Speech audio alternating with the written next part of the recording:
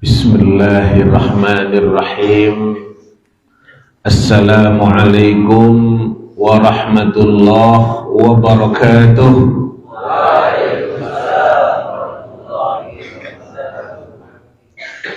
Alhamdulillahi rabbil alamin.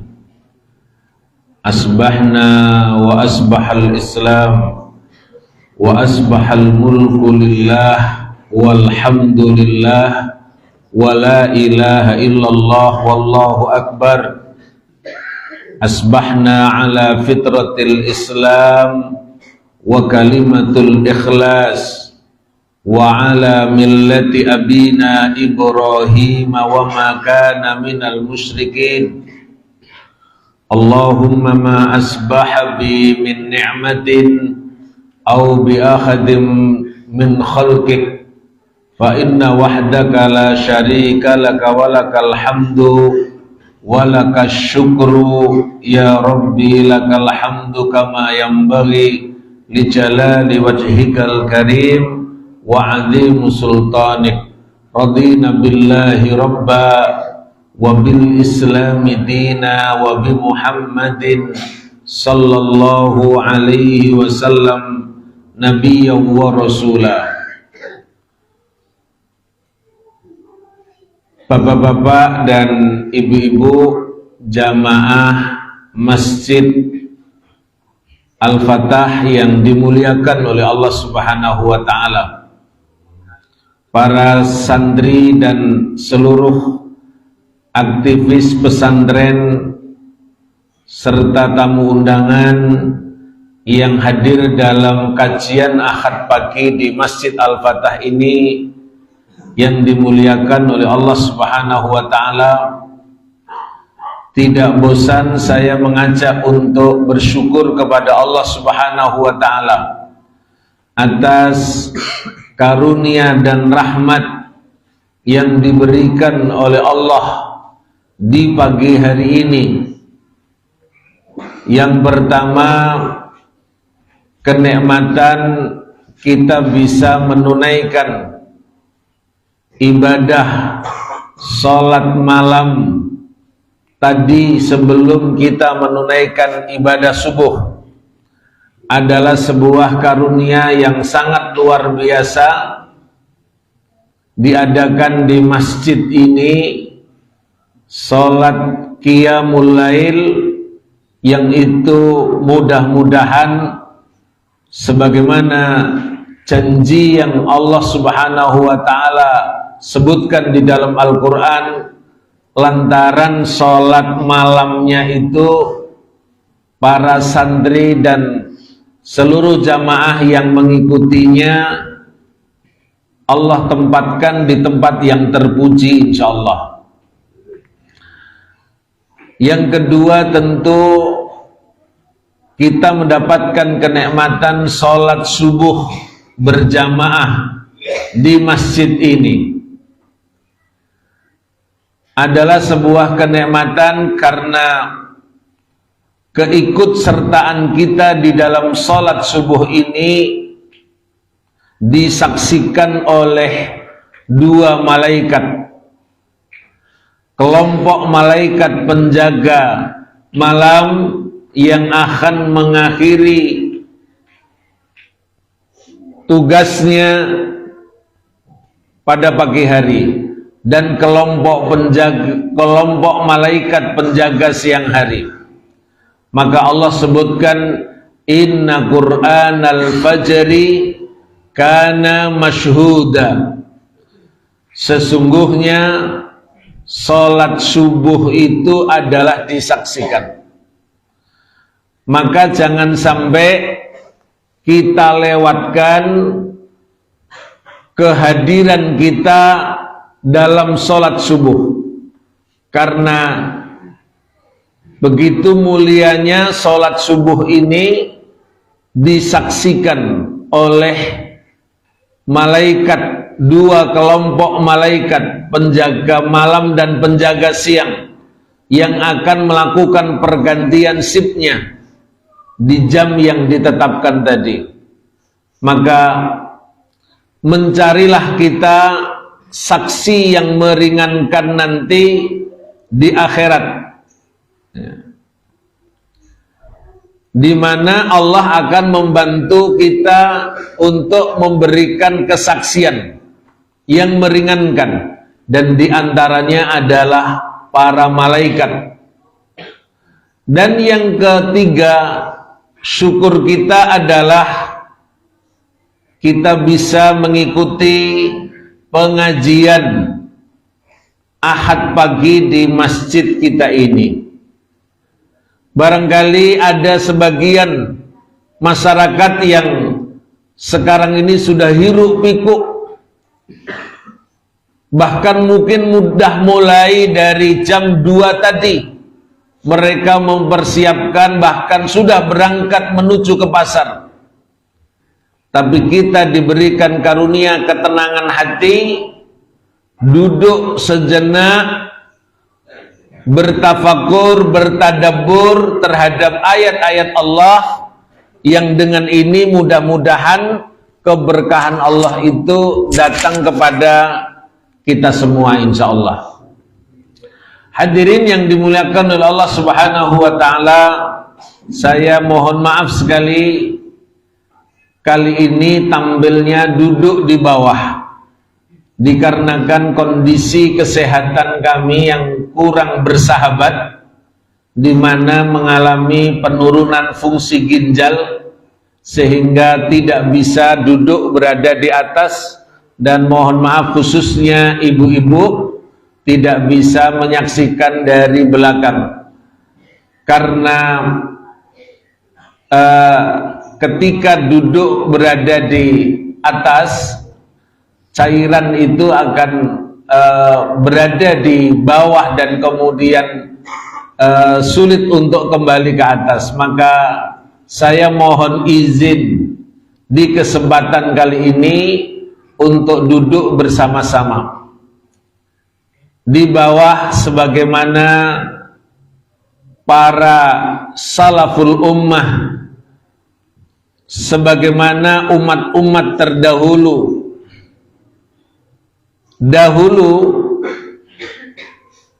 para ulama menyebutkan bahwa keberkahan itu diperoleh lantaran kita bermajlis di dalam masjid.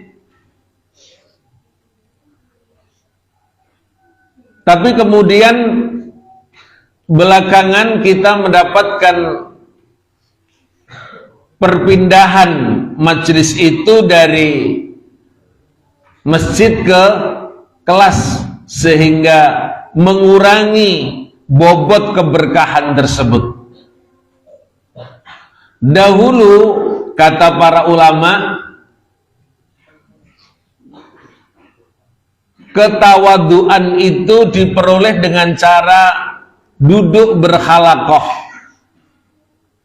bersama seperti yang kita praktekkan pagi ini. Tapi ketika duduknya diganti dengan kursi, maka nilai ketawaduannya itu menjadi berkurang. Maka mudah-mudahan kita diberikan ketawaduan, kerendahan hati dalam berilmu, dalam menggapai ilmu ini, karena ini menjadi syarat untuk kita tidak bertakabur di hadapan Allah Subhanahu wa ta'ala. Hadirin yang dimuliakan oleh Allah Subhanahu wa ta'ala, kesempatan yang baik ini kita akan gunakan untuk membahas tafsir surat Fussilat yang berisi tentang penjelasan dari Yang Maha Agung, penjelasan yang segamblang-gamblangnya tentang syariat ini, tentang tatanan ini, agar kita semua menjadi jelas apa yang semestinya kita jalankan.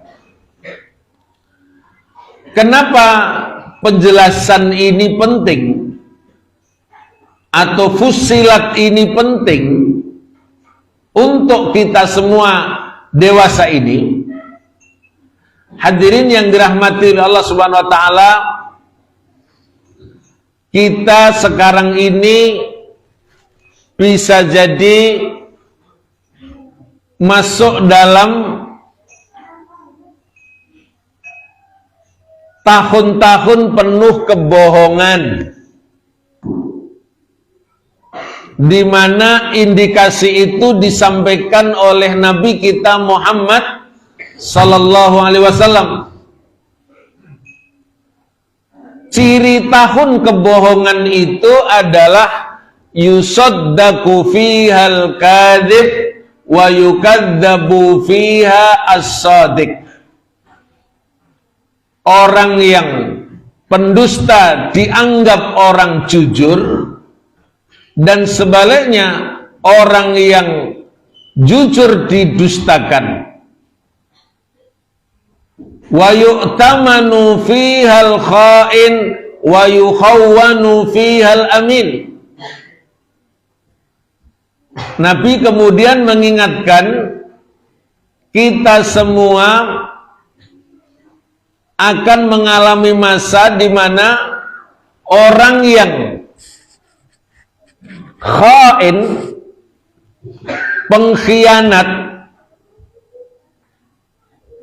baik pengkhianat kepada agama, pengkhianat kepada bangsa, pengkhianat kepada hak-haknya umat, itu diberikan kepercayaan.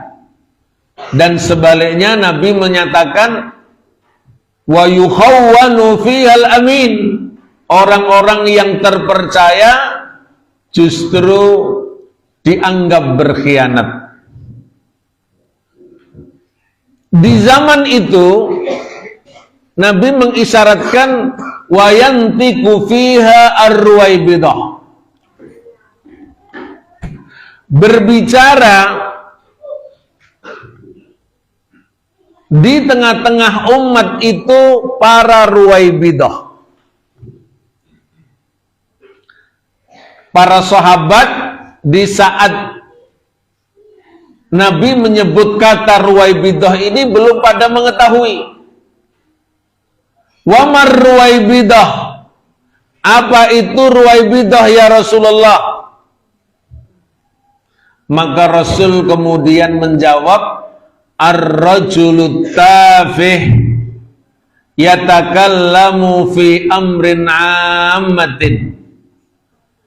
Manusia yang bodoh, manusia yang tidak mengerti ilmu agama, yatakallamu fi amrin ammatin, berbicara di tengah orang banyak,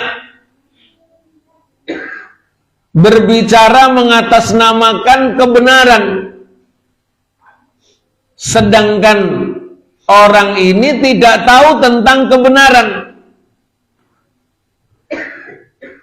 Itu oleh Nabi disebut sebagai ruwaibidah. Apa? Ruwaibidah.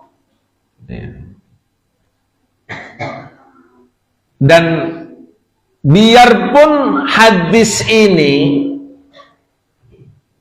keluar dari lisan Nabi 14 abad yang silam, 14 abad yang silam,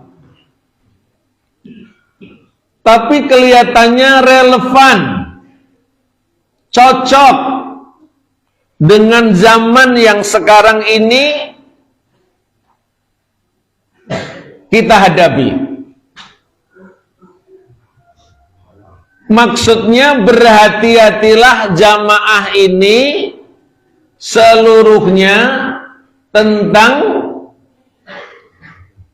kelompok ruwaibidah ini atau barisan ruwaibidah ini yang dahulu diisyaratkan oleh Nabi dalam hadis ini.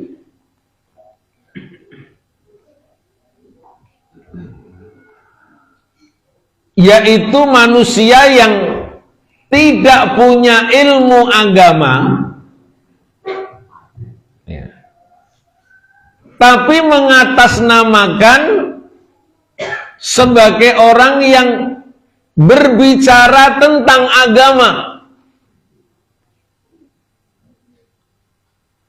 Namanya tafih.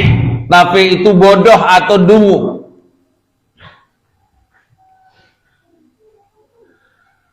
Ciri yang lain disebutkan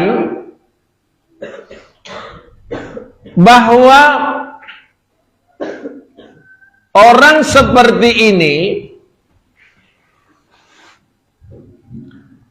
kita dapatkan selalu merasa sedang berbuat baik, padahal yang sedang dilakukan itu adalah kejahatan.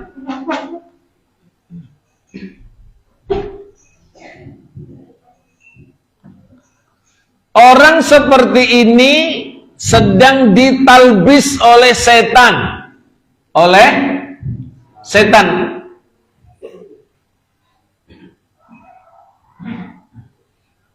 Sehingga terkena syubhat atau kerancuan dalam beragama. Ciri kerancuannya itu apa toh? Ciri kerancuannya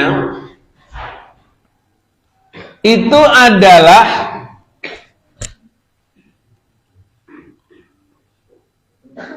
berbuat kesalahan, berbuat menyimpang, tapi diyakini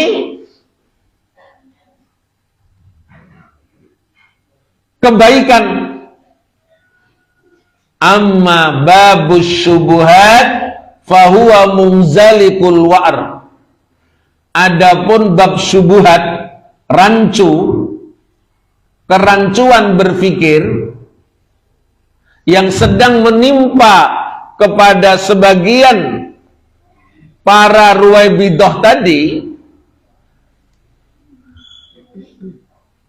adalah perilaku yang menggelincirkan ke dalam jurang yang sangat dalam. Kenapa? Idh yushabbihu fihi syaitan, ketika itu setan menyerupakan dirinya sebagai orang yang tahu tentang agama, tahu tentang akidah, tahu tentang prinsip agama.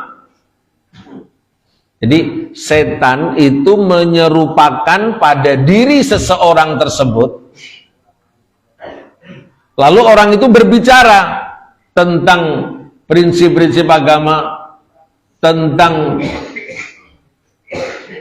tata cara beragama, pandangan beragama. Fayatamassakuna bil khata. Orang ini berpegang dengan kesalahan yang dia yakini sebagai kebenaran.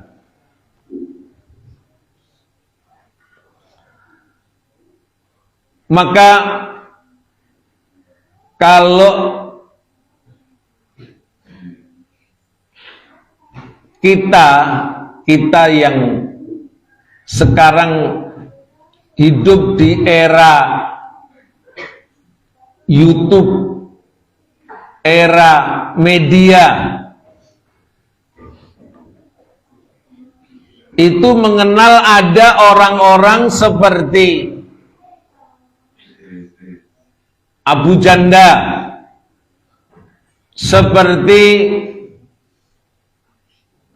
sekarang yang lagi pendatang baru namanya Habib Kribo, sebelumnya adalah Denny Siregar, sebelumnya adalah Kuntadi, sebelumnya adalah Adi Armando.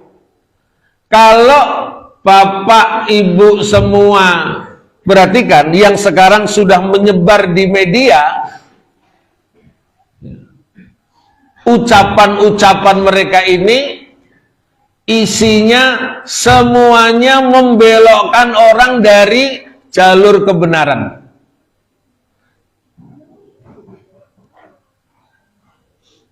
Bahkan melakukan penyimpangan-penyimpangan dalam beragama. Nah, orang-orang ini mengaku sedang berbuat baik, sedang memberi pencerahan, sedangkan sejatinya mereka sedang melakukan pembeloan beragama. Maka saya pesankan lewat majelis ini, karena YouTube itu ada di tangannya Bapak Ibu semua. Media itu ada di tangannya Bapak Ibu semua, dan mereka hadir di kita tanpa kita minta, bahkan kadang menjadi iklan kita. Maka berhati-hatilah menjaga diri kita dan keluarga dari pemahaman yang menyimpang ini. Lebih jauh Nabi kita Muhammad Sallallahu Alaihi Wasallam juga mengisyaratkan barisan ini selain dikenal sebagai Ruwaibidah, itu juga dikenal sebagai du'atu ala abwabi jahannam. Apa Bapak Ibu? Du'atu ala abwabi jahannam. Para penyeru, para tukang bicara yang berada di pintu-pintu jahanam. Begitu kalimat Rasulullah Sallallahu Alaihi Wasallam menasehati kepada umat ini ketika ditanya oleh Hudzaifah ibnul Yaman. Hudzaifah ibnul Yaman itu suatu saat bertanya kepada Rasulullah, "Wahai Rasulullah, apakah setelah kebaikan Islam ini akan datang keburukan?"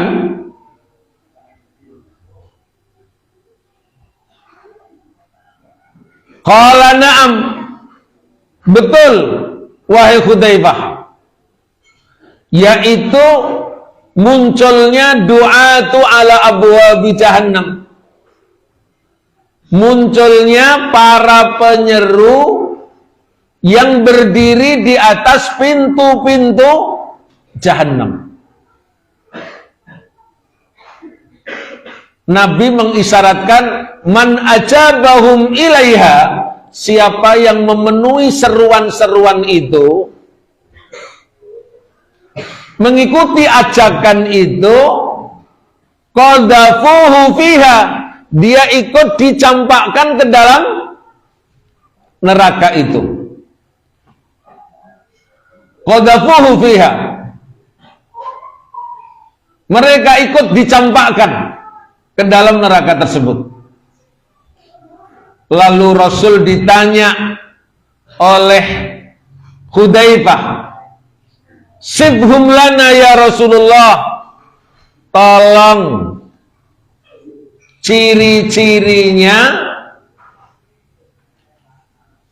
ditunjukkan kepada kami ya Rasulullah, agar kami nanti tidak tersesat, kami tidak terbuai dengan mereka ini. Nabi kemudian menjawab, hum min jildatina wa yatakallamuna bi'al sinatina. Kulitnya sama dengan kita, bahasanya sama dengan kita.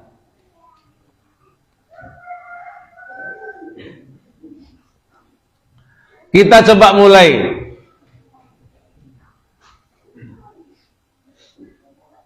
Yang paling terakhir, yang muncul paling terakhir, karena ini memang kemunculannya dibiarkan, karena ini kemudian kemunculannya seolah dipelihara, bahkan dikasih panggung.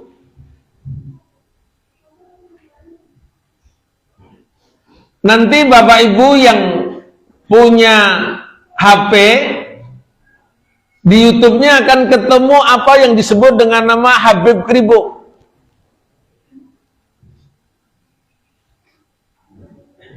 Yang nama aslinya adalah Zain Al-Kaf. Dia banyak memberi pernyataan yang sangat menyesatkan kepada umat ini.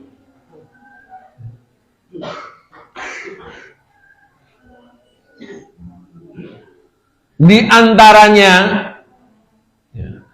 Allah itu tidak bisa mencipta kalau tidak ada wanita. Allah itu tidak bisa mencipta kalau tidak ada wanita. Maka bersyukurlah, karena dari wanita itu kita diciptakan. Seolah bahwa penciptaan manusia itu harus bergantung dengan apa nih? Wanita. Ini baru satu loh ya. Masih banyak yang menyimpang dari keberagamaan ini.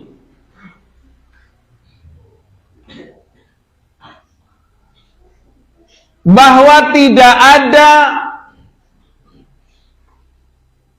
kebaikan pada orang Arab. Begitu pernyataannya.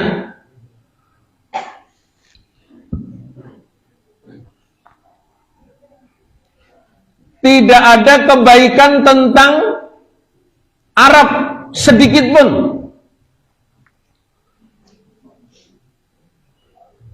Sampai kemudian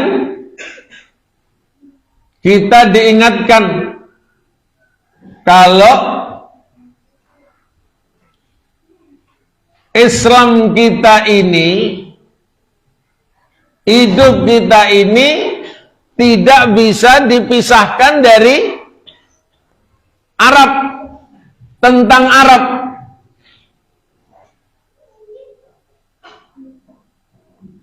Satu, Quran kita berbahasa Arab. Dua, sholat kita pakai bahasa Arab. Karena sholat pakai bahasa Jawa nggak boleh, pakai bahasa Indonesia nggak boleh. Bacaannya itu loh. Nabi kita itu diturunkan di mana? Arab.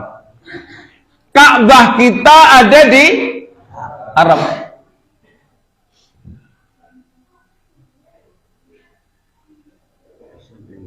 Bahkan penjelasan tentang ayat-ayat yang turun dari Allah yang menggunakan bahasa Arab juga dengan Arab. Hadis-hadis itu harus dengan Arab.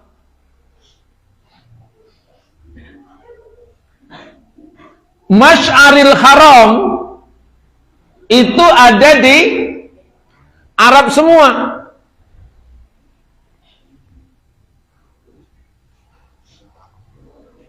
Ya Ka'bah, ya Mina, ya Arafah, Musdalifah, itu namanya Masy'aril Haram. Ditetapkan di dalam Al-Quran. Itu semua letaknya di Arab.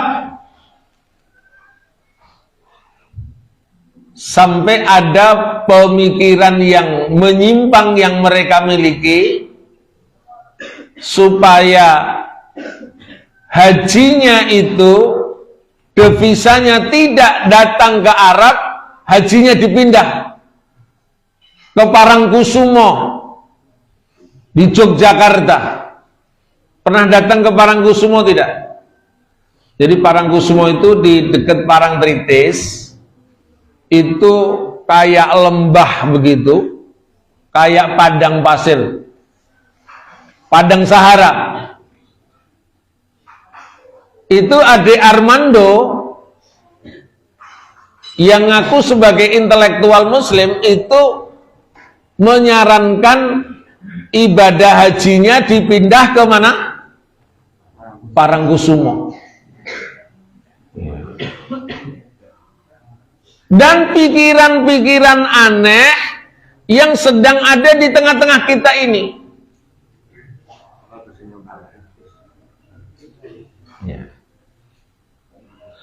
Maka hadirin yang dirahmati oleh Allah Subhanahu wa taala, begitu juga pemikiran-pemikiran yang saat ini sedang diberi panggung tadi. Maka waspadalah, berhati-hatilah, nyaris yang keluar dari medianya mereka itu kebohongan dan kedustaan semua, tapi dibungkus dengan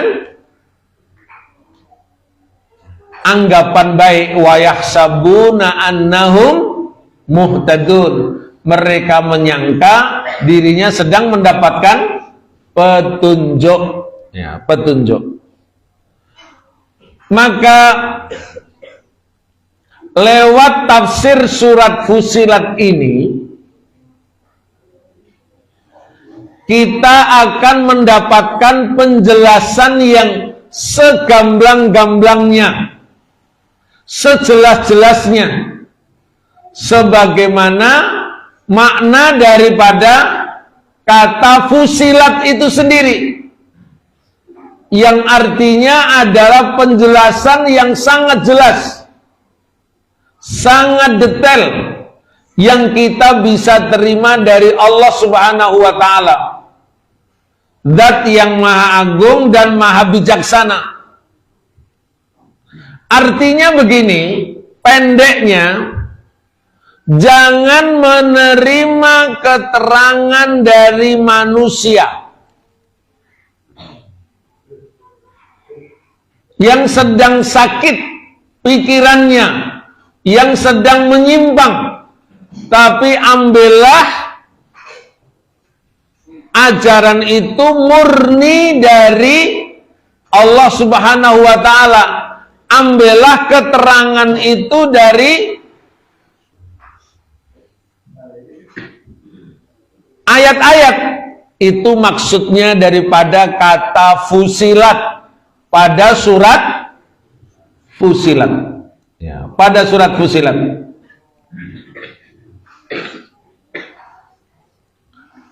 Mari kita mulai mengenal lebih dalam tentang surat Fussilat ini. Penjelasan apa saja yang disampaikan oleh Allah Subhanahu wa taala untuk umat ini agar tidak menyimpang, agar tidak tersesat. Mari kita lihat yang pertama, ayat pertama dan kedua. A'udzu billahi minasyaitonir rajim. Hamim. Ayat ini, ayat pertama ini dikenal dengan nama potongan huruf-huruf dalam Al-Quran. Allah selalu menggunakan potongan-potongan huruf ini. Potongan huruf ini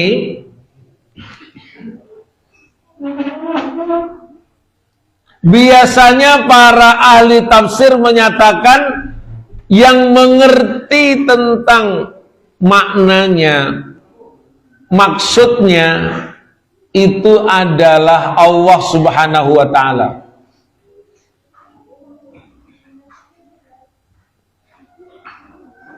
Tapi kita bisa mempelajari sebagai hikmah dari sekian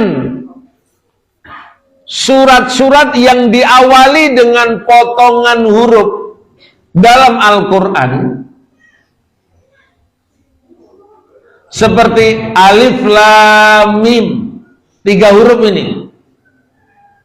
Ada qaf, ada shad, ada ha mim, ada kaf ha ya ain shad, ada yasin, ada toha, ya. Ada apa lagi? Nun, dan sederetan yang lain.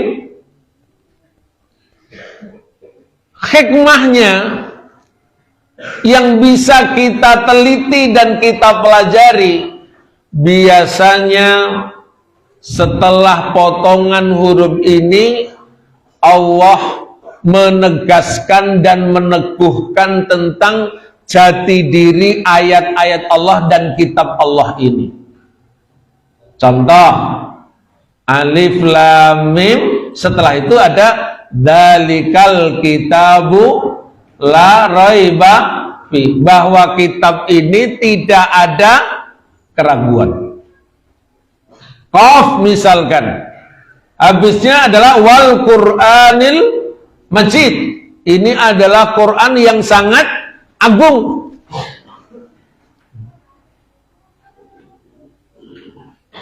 Ha mim di dalam ayat ini tadi, surat Fussilat, juga sama. Setelah itu Allah akan memberitahu tentang kehebatan ayat-ayat yang Allah sampaikan dalam Al-Quran ini.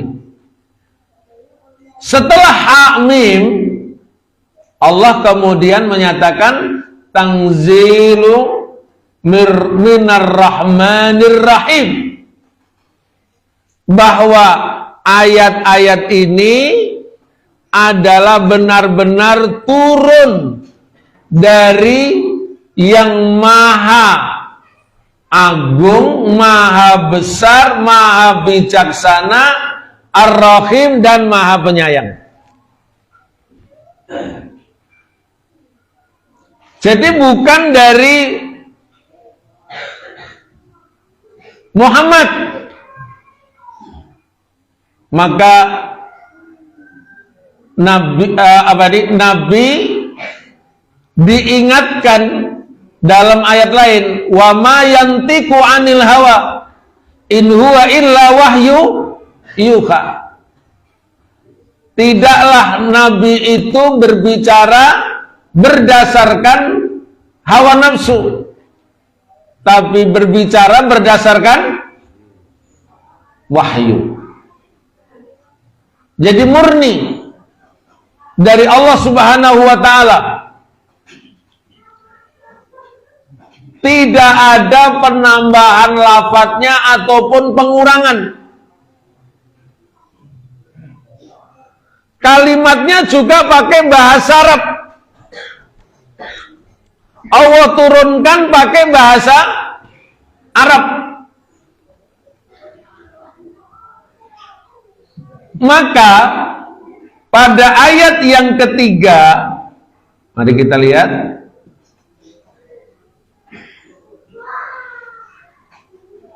Ayat yang ketiga, Allah kemudian berfirman, kitabun fussilat ayatuhu Qur'anan Arabiyyan. Kitab Quran ini menjelaskan, merincikan ayat-ayatnya Qur'anan Arabiyyan, bacaan yang berbahasa Arab, atau Quran itu Arabiyyan, berbahasa Arab. Sehingga kalau sekarang ini ada gerakan membenci Arab, ketahuilah bahwa itu sejatinya sedang membenci Islam. Ketahuilah dia sedang membenci Quran. Ketahuilah dia sedang membenci Rasulullah.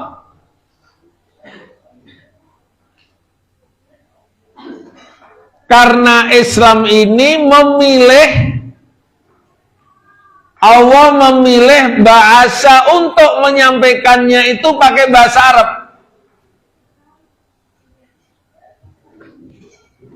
Tentu ada yang bertanya, kenapa ya kok bahasa Arab? Kok nggak bahasa Jawa ataupun bahasa Indonesia? Jawabannya yang paling pendek, Allah yang maha agung, maha bijaksana, maha mengerti, maha segalanya, itu adalah telah memilih dari sekian bahasa yang ada itu, dipilihlah bahasa Arab. Dan Allah itu kalau memilih yang terbaik. Pasti ada kelebihannya, dan kita yakin di situ saja, tidak perlu membuktikan kelebihannya apa.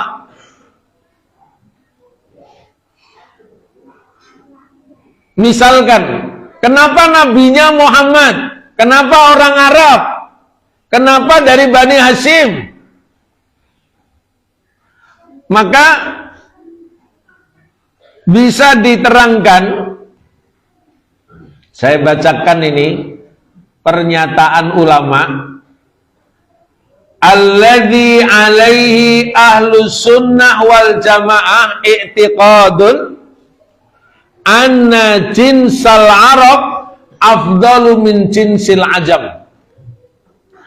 Mau terima maupun enggak, keyakinan dalam ahlus sunnah wal jamaah itu adalah Allah memilih Arab itu karena jenis atau bangsa ini afdalu min jinsil ajam, lebih baik, lebih utama daripada yang asing.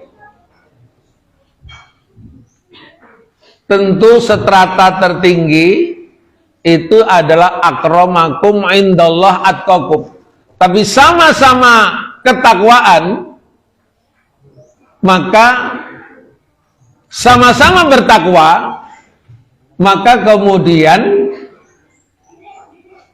orang yang punya jalur Arab itu lebih baik daripada yang asing, dan itu kita harus terima. Memang nasib kita bukan orang Arab. Ya setidaknya mereka punya bahasa yang sama dengan Rasulnya, itu afdolnya. Punya budaya yang sama dengan nabinya, kemudian tempatnya itu diturunkan wahyu, bahasanya dipakai oleh Allah. Kemudian Mas'aril Haram letaknya di Arab semua. Jangan tidak sampai tidak ada kelebihannya Arab ini. Arab kelebihannya yaitu. Dan nggak bisa dipindah. Misalkan Ka'bah dipindah ke Gejugan, nggak bisa.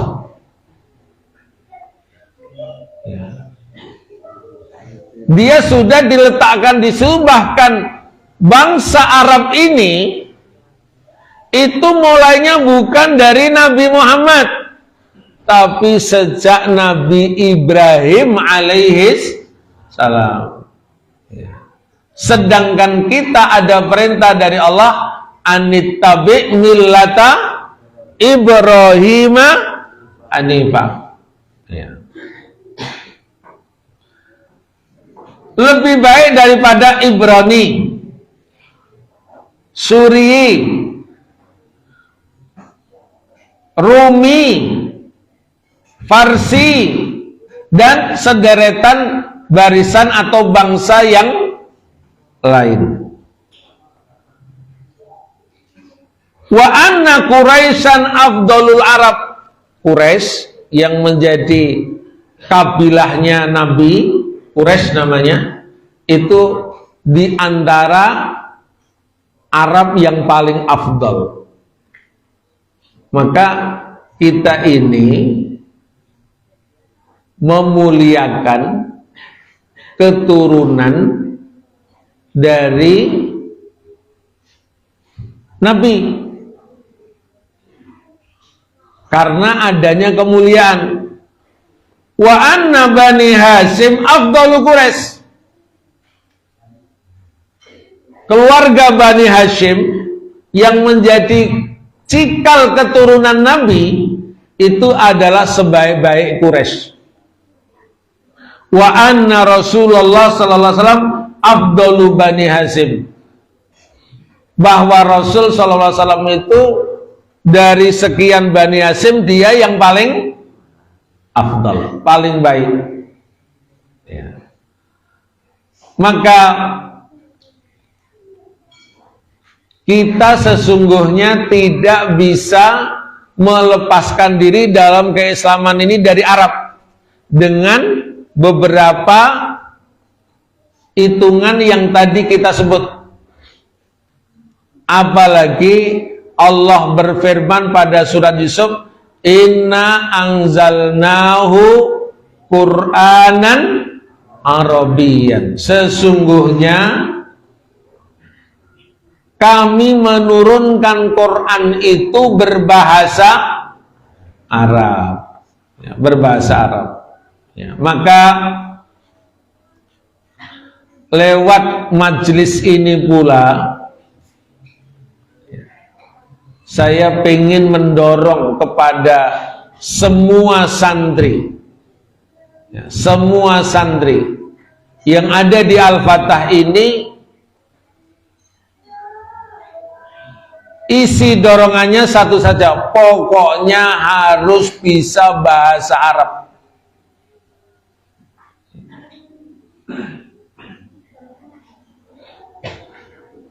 Pemahaman kami para ustadz ini jadi lebih baik. Itu salah satu faktornya karena kami belajar bahasa Arab ini. Lebih dari 20 tahun belajar bahasa Arab. Sehingga kemudian kita bisa membantu untuk memahami agama ini. Maka syarat mutlak para santri ini wajib bisa berbahasa Arab. Ya.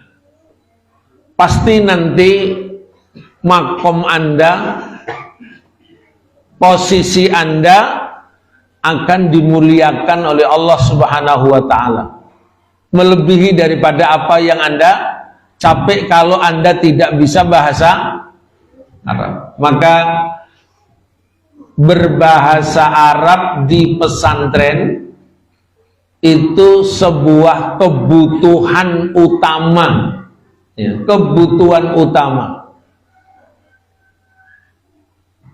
bukan merupakan kewajiban tapi kebutuhan. Ya. Jawabannya sederhana, tidak paham Islam kalau tidak bisa bahasa Arab. Karena semua literatur atau rujukan itu berbahasa Arab. Loh, kami bisa, iya, bisa tanpa pakai bahasa Arab, tapi sudah disadur oleh orang lain, sudah digubah oleh orang lain, sehingga maknanya nanti jadi bisa bergeser.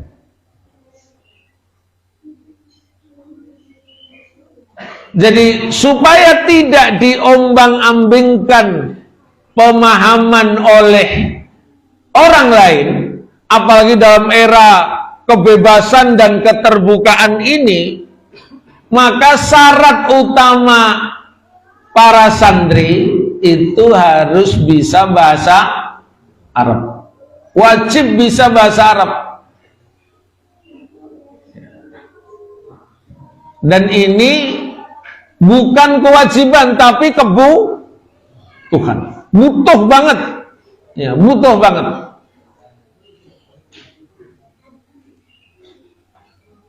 Kami dulu saya kira juga seperti Anda, para santri. Kalau pengen didorong untuk bahasa Arab seperti ogah-ogahan.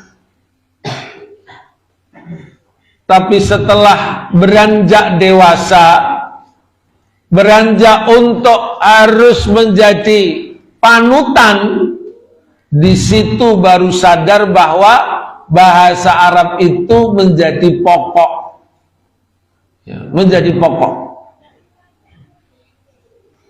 Cakrawala kami tentang beragama semakin bertambah luas lantaran bisa melakukan istiqra terhadap sumber-sumber yang nyaris 99% semuanya berbahasa Arab.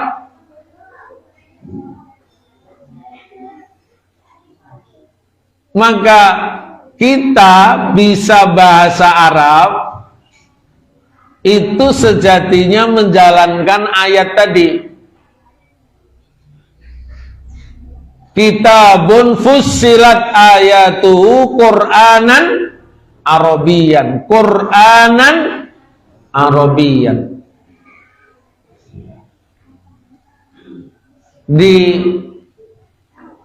ma'had lain yang kami bina itu diharamkan Quran terjemahan Indonesia. Jadi orang dipaksa untuk memahami Quran tanpa pakai bahasa Indonesia. Dan alhamdulillah lama-lama paham. Ya, lama-lama paham. Jadi di kelas itu tidak boleh Quran berbahasa Indonesia, terjemahan bahasa Indonesia. Karena terjemahan itu tidak cukup. Ya, tidak cukup untuk mewakili maksud daripada ayat tersebut. Jadi terjemahan itu hanya untuk mendekatkan, bukan alih bahasa dalam arti pemahamannya seperti itu, tidak. Hanya untuk mendekatkan saja. Nah, inilah yang mau kita capai. Mudah-mudahan nanti kita bisa mendapatkan pelajaran ini dengan sebaik-baiknya. Hadirin yang dimuliakan oleh Allah Subhanahu wa taala, saya tidak berpanjang dalam kajian ini karena fisik kami yang tidak memungkinkan. Saya mohon maaf sekali, mudah-mudahan bermanfaat kajian ini, dan sesungguhnya masih sangat dalam dan sangat banyak. Apa itu Rahman? Perlu mendapatkan pembahasan yang lebih dalam. Insya Allah saya lanjutkan pada kesempatan yang lain. Mudah-mudahan bermanfaat. Mohon maaf atas segala kekhilafan, dan insya Allah kita berjanji semua santri di pesantren Al-Fatah ini wajib bisa bahasa Arab. Ya, wajib bisa bahasa Arab. Bagaimana nanti para asatid harus menempuh jalan ini dengan sebaik-baiknya. Mudah-mudahan bermanfaat apa yang kita sampaikan ini. Wa akhiru da'wana alhamdulillahi rabbil alamin.